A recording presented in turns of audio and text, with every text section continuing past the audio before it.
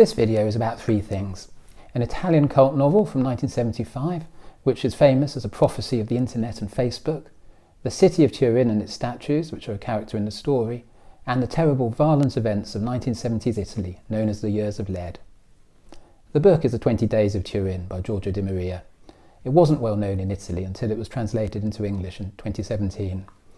In this sinister story, an organisation run from a church sanatorium in Turin, seemingly by smartly dressed, attractive-looking young people, collects the anonymous personal diaries of the public for others to read and distributes them across the city, including by leaving them in rubbish bins for others to collect and read.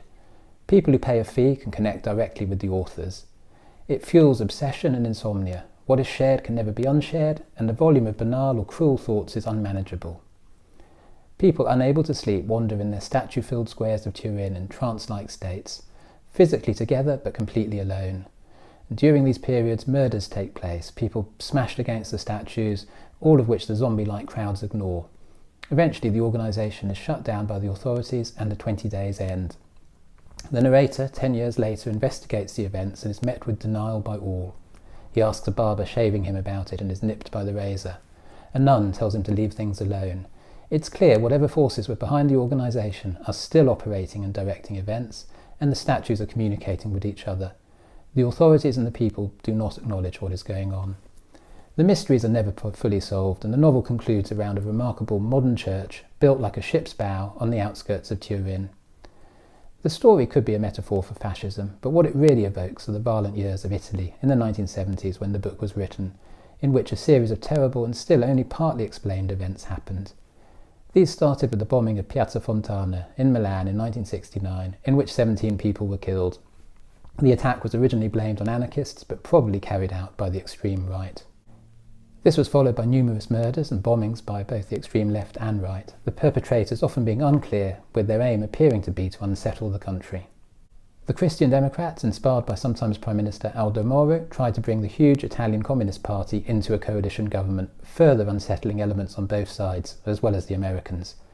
Aldo Moro was kidnapped in 1978 by the left-wing Red Brigades, and held hostage for 55 days, publicly pleading for his release. He was murdered and his body dumped in a Renault 4 in central Rome. During his captivity, the Vatican, the Mafia, CIA and everyone was involved. But it was unclear who was working for his release and who preferred him to stay out of the way. His wife believed he'd been betrayed and said he could have been found, quote, if things had been done with the common sense of a housewife. Other mysteries included the disappearance of this Italian passenger plane over the island of Ustica in 1980, killing all 81 people on board.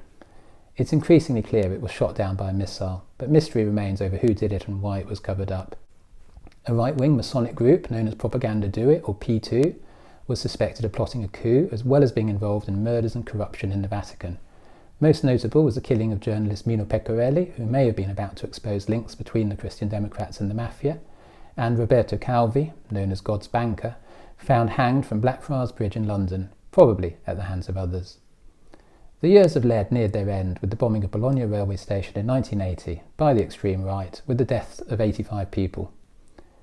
In 1990, Italian Prime Minister Giulio Andreotti, who had been convicted of involvement in the murder of Mino Pecorelli but acquitted on appeal, told the Italian Parliament of Gladio, an armed stay-behind organisation set up with American support after World War II to resist if the communists took over Italy. It seems likely that some elements of Gladio were involved in the Years of Lead, working to destabilise the country and justify a right-wing coup. The 20 Days of Turin reflects this period in which nothing is what it seems and shadowy forces appear to be directing sinister events. And in the story as in real life, the events were never properly explained or solved. As for Italy today, it feels very different. I may be being naive, but today's mysteries seem to revolve around organised crime and the power of some rich individuals, which, compared with the shadowy forces of the 20 Days of Turin and the Years of Lead, is probably a marginal improvement. If you want to know more about this unsettling book, there are links to YouTube reviews in the description below. You'll never be able to walk past a statue in the same way again. I hope you found this video interesting. If you did, please feel free to subscribe. I'll be doing more along similar lines, so I'll see you all soon.